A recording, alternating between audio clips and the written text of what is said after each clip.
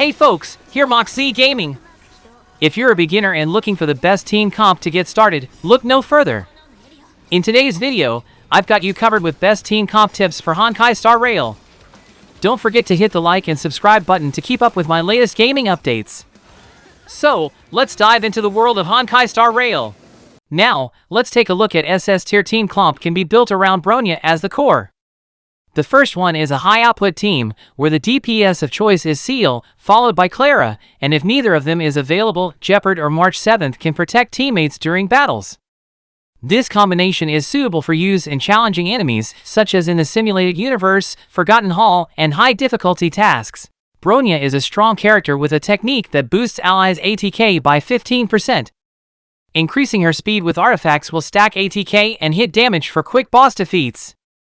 It's also important to increase her HP for stability and to continue providing buffs to other team members. The Cavern of Corrosion is a good place to challenge for the best relics. So, to summarize Bronya, she is a versatile character that can be used in any team for any mission or stage.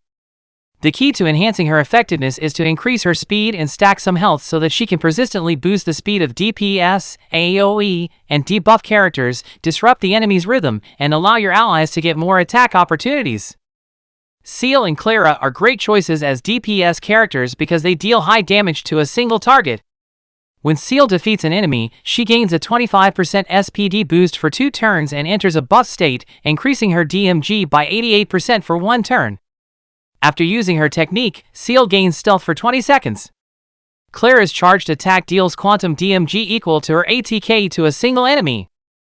Clara's ultimate reduces her DMG taken by 27%, but increases her chance of being targeted by enemies for 2 turns.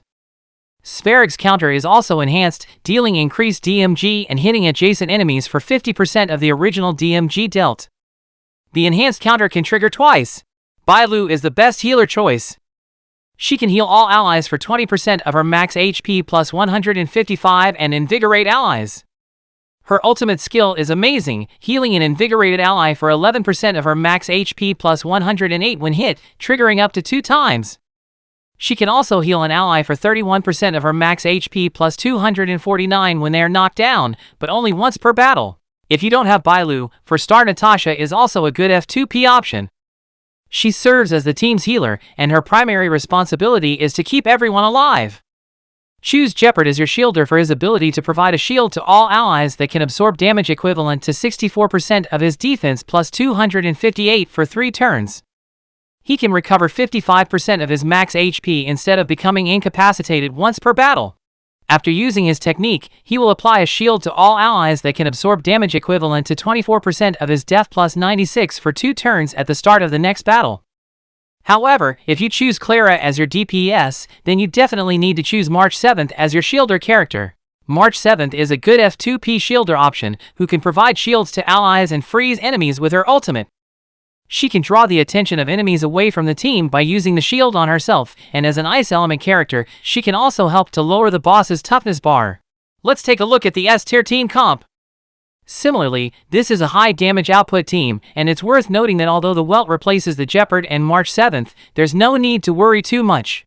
Welt is to reduce the enemy's combat effectiveness by debuffing them, so it's important to increase the accuracy of the Welt's artifact panel to ensure that the DPS can quickly and efficiently defeat the boss. This strategy is also applicable to difficult tasks such as Simulated Universe, Forgotten Hall, and other high-level missions. Welt is the best debuff character, dealing imaginary DMG equal to 79% of his ATK to random enemies and has a 77% chance of slowing the enemy's SPD by 10% for 2 turns. He can also slow down enemies by 50% within his area of effect, and in the Black Hole Zone, enemies have a 100% chance of becoming imprisoned, delaying their actions by 20% and reducing their SPD by 10%. Next up, let's take a look at the A-tier team composition, which is also F2P team com designed for players without SS or S-tier DPS characters but with a tier AoE character. It's suitable for challenging enemies in high-difficulty missions like Simulated Universe and Forgotten Hall. This is my current team build. I also made a video tutorial on my channel for a Simulated Universe team build, so check it out if you're interested. For the healer role, I don't have Bailu, so I use Natasha instead. As for the shielder role, I don't have Jeopard, so I use Trailblazer Fire. For debuff roll, if you don't have Welt, Pella is also a good F2P option. Pella's skill has a 100% chance of inflicting the exposed status. Exposed enemies will have their def reduced by 43% for 2 turns. If Pella's attack causes a debuff on the enemy, she can deal ice element damage equal to 80% of her attack to a random enemy, with a 100% chance of reducing the defense of all enemies by 20%. For the AoE role, I still don't have any 5-star characters, so I use Serval. Even though all members are 4-star characters, the biggest highlight of this game is the perfect combination of characters, which can achieve the effect of 1 + 1 greater than 2. Even 4-star characters can be enhanced through Light Cone, Relics, Trace, and other means. Alright, now let's move on to the B-tier team build. This is a typical support team, with the AoE character Himiko providing group attacks, March 7th providing shielder effects, Pella reducing enemy defense, and Natasha taking care of healing the team. This combination is suitable for longer battles, such as Exploration, Daily Quests, Calyx, Echo of War, and so on, with the advantage of saving time.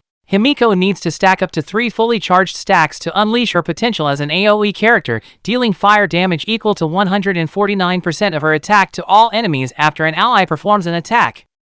She can start with 1 automatic charge stack and gain an additional stack by breaking an opponent's weak point if their elemental attribute matches Himiko's. Next up, let's talk about the C-tier team build. This combination aims to provide enough survivability and support. Pella can reduce the enemy's defense, March 7th and Trailblazer Fire can provide strong defensive capabilities to protect allies, and Natasha can provide healing for the team. So, the downside of this team is quite evident, which is its weak ATK and longer battle time. In the current version of the game, this team has a relatively low usage rate.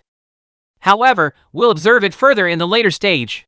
Apart from determining the characters for the team, we should not overlook the importance of upgrading and ascending relics, Light Cone and Trace to enhance the character's stats. These are crucial elements, and it is essential to spend time leveling them up to keep the characters at their perfect performance.